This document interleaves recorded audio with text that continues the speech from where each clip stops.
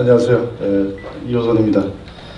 아마 그 공수처에 관해서는 이제 많은 또 국민들이 아시고 계셔서 공수처가 갖고 있는 위험성, 그걸 또 새삼스럽게 말씀드리는 것이 어떻게 보면 무슨 의미가 있겠나 싶은데, 그래도 아직까지는 무슨 여론조사를 한 걸 보면 공수처 찬성에 대해서 여론이 좀 약간 우세하다, 그런 면에서는 공수처가 갖고 있는 위험성은 여전히 우리가 많이 각성을 하고 또 주변에 많이 전파해야 되겠다, 이런 생각이 듭니다.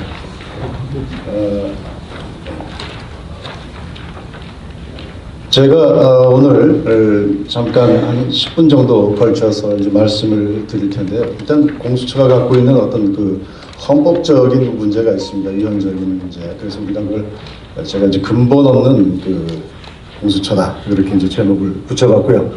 그 다음에 공수처가 지금까지 논의된 것이 시작에서부터 지금까지 쭉 오면서 굉장히 선한 동기에서 국민들을 현혹했는데, 결과적으로 나온 법안은 굉장히 기망적이다, 그리고 성격 이런 것들이 굉장히 달라지면서 당초 의도하고는 또 일반 국민들이 생각하고 있는 그런 기구와 완전히 달라졌다라고 하는 것을 말씀을 드리려고 합니다.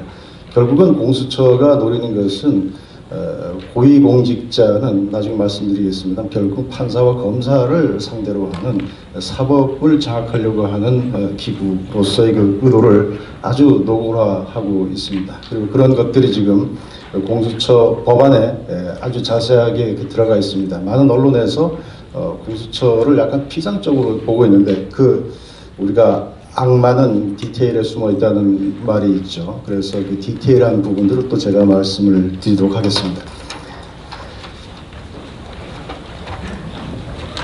원래 공수처가 사실은 중국조차도 그 감찰위원회라고 해서 위원회로 만들어 놓고 있습니다. 우리가 헌법이나 법률에 근거를 두지 않는 정부기관은 사실 만들 수가 없고요. 정부조직법 같은 데서도 위임을 해서 만들 수는 있습니다. 그러나 정부조직법 외에 단행법률로 그 행정기관을 만들 때는 반드시 합의제 행정기관을 두도록 하고 있습니다. 왜냐하면 대통령은 국가 원수로서의 지위도 있지만 행정부 수반으로서의 지위가 있습니다. 그러면 행정부 수반으로서의 대통령 아래 뭐가 있냐? 국무회의가 있습니다.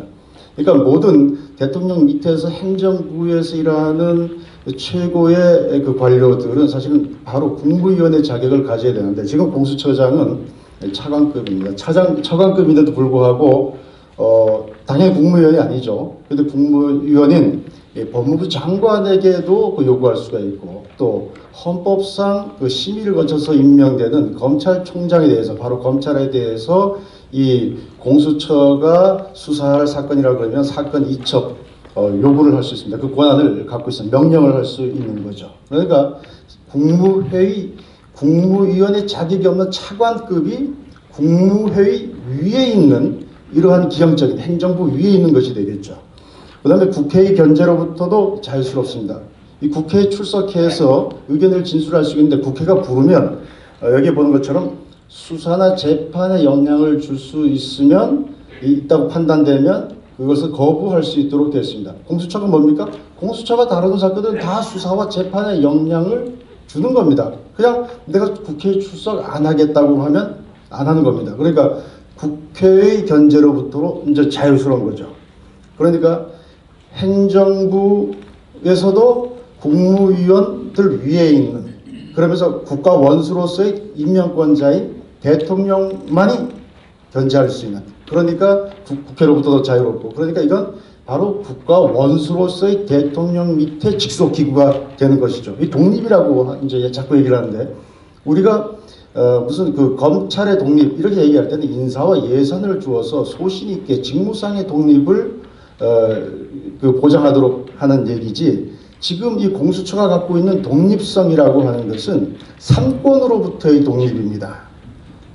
견제와 균형으로부터 이탈하겠다고 하는 사실은 독립이 아니라 초월이고, 그것은 반칙인 거죠. 이것을 국민들에게 대해서는 공수처가 독립성을 갖고 있어야 된다라고 하는 말로 현혹을 하고 있는 겁니다. 그래서 이 기본적인 공수처의 그 구조 문제를 정확하게 좀 아실 필요가 있습니다.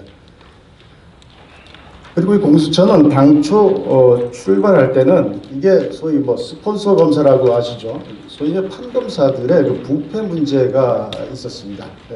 뇌물을 받거나 또 뭐 후원자를 뭐 두거나 이렇게 하는 것에 대해서 이게 수사와 기소를 다 자기가 하니까 결국 이제 뭐 자기 집안 그 식구 다 보호하고 뭐 이렇게 조직 보호의 논리로 인해서 정확하게 이게 수사가 안 되고 처벌이 안 되고 그래서 결국은 이제 그런 부분에서 국민들이 굉장히 분노를 했던 것이죠. 그래서 원래 참여연대에서 시작했을 때도 이것은 반부패에서부터 시작을 했던 겁니다. 그런데 지금은 이름 자체가 고위공직자 범죄입니다. 그러니까 사실은 스폰서 검사, 스폰서란 말이 부패 아닙니까? 부패한 검사의 부패한 행위에 대해서 처벌하겠다는 것이 아니고 검사의 행위를 다 들여다보겠다는 겁니다. 그래서 지금 이제 보면 그 행위 전반에 보면 공무상 기밀 누설이라든지 직권남용이라든지 직무유기 이런 게 있습니다. 그러니까 검사가 예컨대 누구를 뭐 수사를 했다, 뭐 기소를 했다. 그게 마음에 안 들면 그게 직권남용이라고 얘기할 수가 있는 거죠. 그런데 수사를 하라 그랬는데 안 했다. 이번에 우리가 많이 무슨 그 지금 그 김기현 그 울산 시장 선거 관련한 그런 사건도 보고 유재수 관련한 사건도 보는데 무엇을 하든 안 하든 다 직권남용 또는 직무유기로 걸 수 있도록 그렇게 만들어 놓은 것이죠. 그리고 국민들이 모르시는 게 고위공직자니까 일반 국민들은 상관이 없겠다 싶은데 사실은 고위공직자와 관련된 범죄도 이것이 공범관계에 있으면 공수처 수사 대상이 됩니다. 대표적으로 언론인들 같은 경우에 공무상 기밀 누설이 있는데 공직자로부터 어떤 걸 소스를 받아서 보도를 했다. 바로 그러면 그 언론인조차도 공수처의 수사 대상이 되는 것이죠. 그러니까 일반 국민들이 이 공수처와 전혀 관련이 없다 이렇게 생각하시면 안 됩니다. 더구나 또 심각한 문제는 이 공수처를 통해서 군 장성까지 포함해서 다 수사를 할 수 있도록 이렇게 되어 있습니다. 지금 현재 군 검찰이 따로 있습니다. 이 군 장성에 대한 이 수사, 기소 이런 것들은 사실은 군을 장악하겠다고 하는 의도로 보이는 것입니다. 지금 공직자윤리법에서 재산 공개를 하도록 되어 있는 그걸 보면 거기도 군 같은 경우에는 중장 이상만 하도록 되어 있습니다. 그런데 여기는 이제 일단 사단장, 일선 사단장부터는 다 공수처의 수사 대상이 되는 겁니다.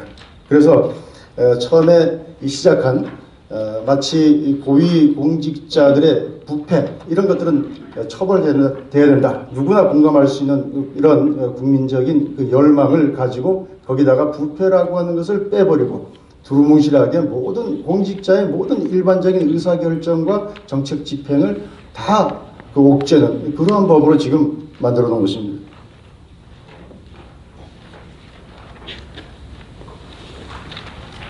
자, 그러면 이게 고위공직자 그러면 그 사실 누구를 타겟으로 한 것이냐?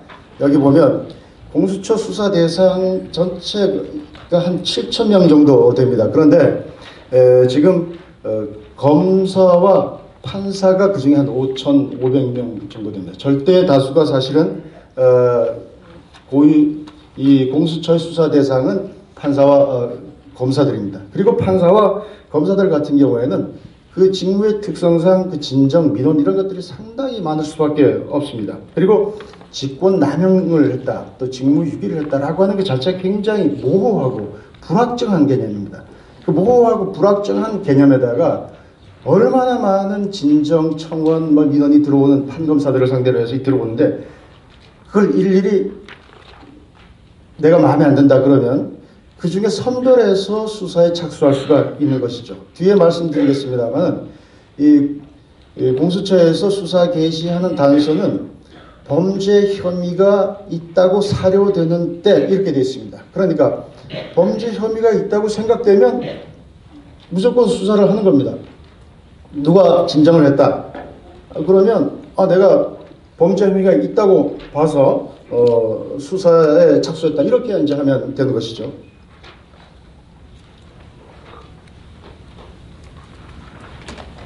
그리고 설령 이 공수처가 갖고 있는 문제가 뭐냐면 공수처에서 그렇게 권한을 남용하지 않는다 하더라도 판사나 검사 입장에서 보면 그런 기관이 있다.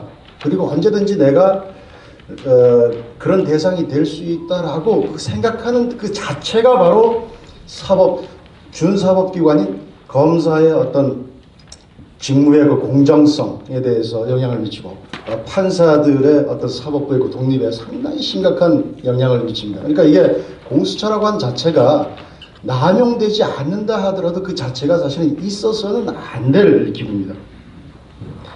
그래서 공수처가 만약에 들어온다, 지금 뭐 우리가 잘 아시겠습니다만은 지금과 같은 우리 상황에서 다 보지 않습니까? 과연 공수처가 들어왔을 때 이게 누구에 대해서는 범죄 수사처가 되지만 또 누구에 대해서는 범죄 은닉처가 되는 겁니다. 왜냐하면 이 공수처가 전속으로 전권을 행사하기 때문에 검찰에서 다른 수사기관에서 수사를 하려고 해도 또 수사 중인 사건도 자기들이 가져와서 적당하게 얼버무린 다음에 이거 혐의 없다 이렇게 하면 끝나는 겁니다. 그러니까 누구에 대해서는 가혹하게 먼지를 털어서 처벌을 하고 처벌 안 해줬습니다. 그 과정에서 사실은 대부분의 판사나 검사들 또 고위공직자들이 아마 사표 낼 겁니다. 아마 그걸 노릴 겁니다. 그리고 누구에 대해서는 엄청난 비리가 있어도 사실은 그냥 묻어두는 것이죠. 거기에다가 단순한 그 범죄뿐만 아니고 만약에 정권 차원에서 무슨 기획을 했다. 그럼 더더구나 이제 밝혀질 수가 없는 것이죠. 그리고 공수처는 두 가지 기능이 있다. 범죄 수사처, 범죄 은닉처 이 두 가지 기능이 있다는 겁니다.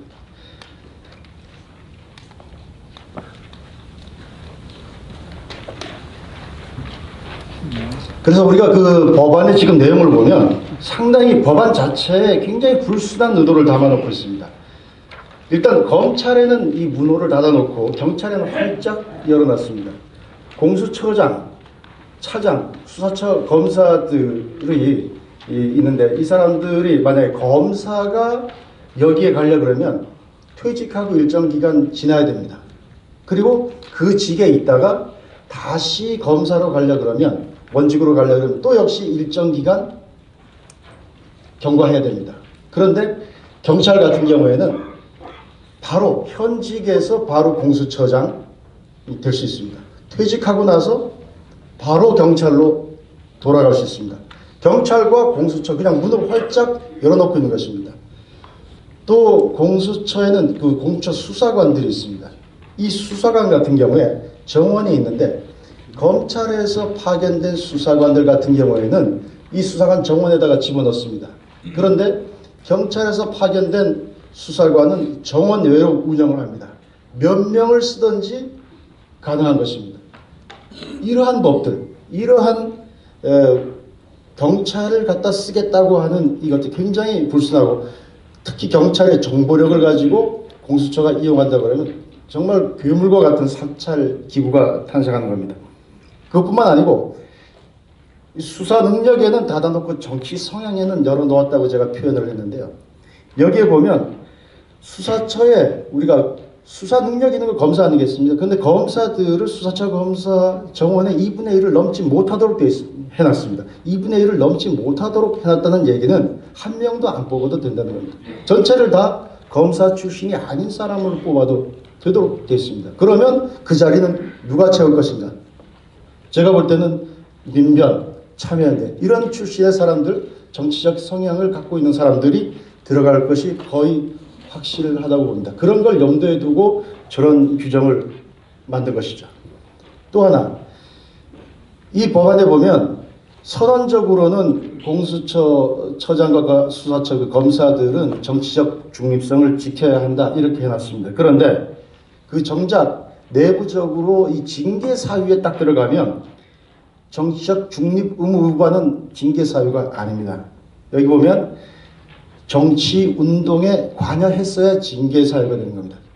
정치 운동에 관여하는 게 뭡니까? 그거는 뭐 자기가 선거 운동으로 뭐 이렇게 등록을 하고 그런 것이 누가 그런 짓을 하겠습니까?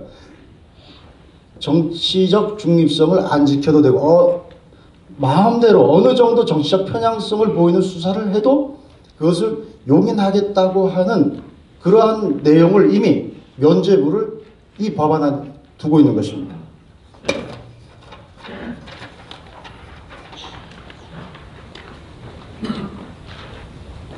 이러한 그 공수처의 그 수사권 남용을 아주 장려하게 한 그 독소 조항들도 있습니다. 아까 제가 말씀드린 것처럼 수사 개시와 판단의 기준을 혐의가 있다고 사료하는 때 이렇게 해놨습니다. 사실은 혐의가 있다고 하는 굉장히 주관적인 얘기입니다. 그러니까 마음대로 이제 그 수사를 할 수가 있는 거죠. 최소한 우리가 법적으로 그게 통제가 된다 그러면 뭐 예컨대 혐의의 상당성, 합리성이 있을 때 수사에 뭐 착수해야 된다. 이 정도가 돼야 되는데 이 법은 처음부터 사실은 아주 노골적으로 어떤 정파적인 이익, 왜 이 공수처를 만들어서 우리가 이것을 운영해야 되는지 하는 그 아주 불순한 의도를 그대로 보여주고 있습니다. 그리고 고발 주체의 제한을 두고 있지 않습니다. 누구든지 할 수 있도록 되어 있습니다. 누구든지 아무 이해관계가 없는 사람이 그냥 그냥 판사, 검사, 그 다음에 아무 공직자 상대로 해서 또 장성을 상대로 해서 지난번에 무슨 훈련을 강하게 시켰다 그래가지고 그 어떤 군 장성에 대해서 그 청원이 올라왔는데 그 병사들도 그냥 그 자기 사단장 누구든지 이렇게 할 수 있는 겁니다. 나 겨울에 추운데 혹하게 훈련시켰다. 직권남용이다. 이렇게 할 수 있는 겁니다. 이 무차별한 고발, 주문형 이 청부 수사가 가능하도록 되어 있습니다. 더 웃긴 것은 내부 고발자 보호 규정을 만들어뒀습니다. 물론 내부 고발자, 정의의 내부 고발자가 이제 휘슬블로어가 필요는 하겠죠. 그런데 이 운영 규정을 지금 대통령령으로 만들어두도록 되어 있습니다. 그래서 이게 어떻게 운영되는지 모르지만 내부 고발자가 들어와서 고발했다 그러면 사실은 그 유령의 존재입니다. 이 당한 사람, 수사를 당하는 사람은 자기가 왜 당했는지도 모릅니다. 내가 어떤 걸 당신에 대해서 이런 문제가 당신 이게 직무유기야. 당신 이게 직권남용이야. 누가 그럽니까? 그 얘기해 줄 수 없어. 왜? 그 내부 고발자이기 때문에 당신한테 얘기해 줄 수 없어. 전혀 방어권도 행사하지 못하는 상태에서 계속해서 이렇게 계속 불려다니고 이렇게 하면 나중에 정말 치사하고 더럽고 그래서라도 사표를 내는 거죠. 그런 용도로 사실은 쓰일 겁니다. 나중에 보니까 그거 별거 아니었네. 미안하게 해서 이렇게 돼서 끝날 게 아니죠. 근데 분명히 그런 식으로 갈 겁니다. 지금 하는 행태를 보면 그렇지 않다고 누가 얘기할 수가 있겠습니까?